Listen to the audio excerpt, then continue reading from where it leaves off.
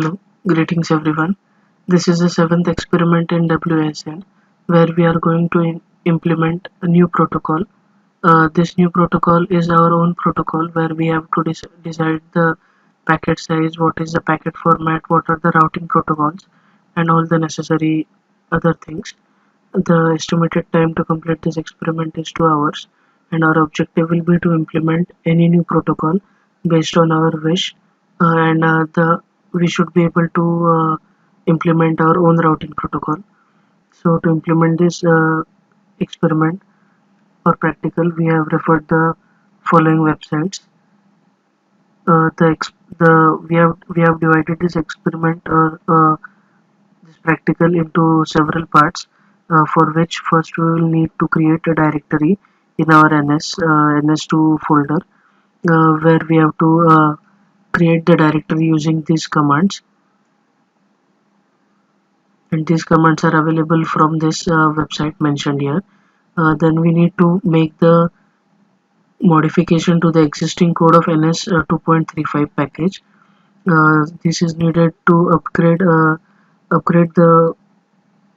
the other routing protocols as well as other files, so that they can match with our own routing protocol. Then we need to make changes in the makefile.in. Then we need to recompile the ns2, the whole software, so that our protocol can adjust with the working environment of ns2. And then we need to test our protocol using the tcl file, and then the addition of source code is done. So first, we need to first after making the above changes, we will get to see these files, the cc file .h file in the destined folder. Then we need to make changes in the packet.h file, which is mentioned here. Then we need to change the ns default.tcl script. The changes are mentioned in this in the script.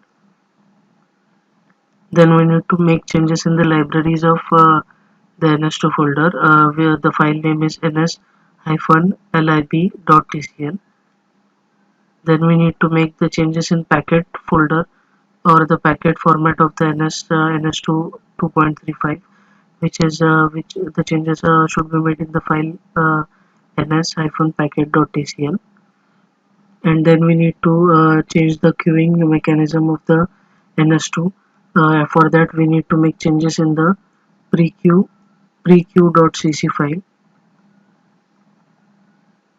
Then we need to change the trace files, so that for that we need to make changes in cmu-trace.h file. These are the changes that take place in cmu trace file. Now we need to make changes in the makefile.in, and after that we need to install the ns2, and update the makefile.in, and then configure the whole ns2. This is the program for wired nodes, the tcl script that we will be running for to make sure that our routing protocol has been successfully installed in ns2. After the installation, uh, successful installation, the tcl script will run. We have designed the tcl script for 7 nodes from 0 to 6, and the trace files will be generated as shown in this figure for the tcl script of 7 nodes. After implementing all these steps, we have recorded, or we have checked the parameters for energy efficiency, uh, and compared it with the AODV routing protocol and DSR routing protocol. We have taken the time instant as 30, 90, 150, 210 and 270. So and these are the energy consumption for our protocol, AODV protocol and DSR protocol. So we can conclude this experiment by saying that we will be able to develop a TCL script for our own routing protocol in the wireless network topology. In this topology, we developed 7 nodes using the wireless links, and the packets were flowing through the wireless link. We learned about the packet flow that was carried between different nodes, and also we compared the performance of our routing protocol with AODA and DSR. And we can see from the graphs that the DSR protocol gives a higher routing as compared to higher routing efficiency than our protocol and the AOD protocol. And we have compiled a graph of all the three protocols. The orange line is for our protocol that we have designed. The gray line here we can see is for AOD protocol, and the energy for DSR protocol is mentioned in the yellow line.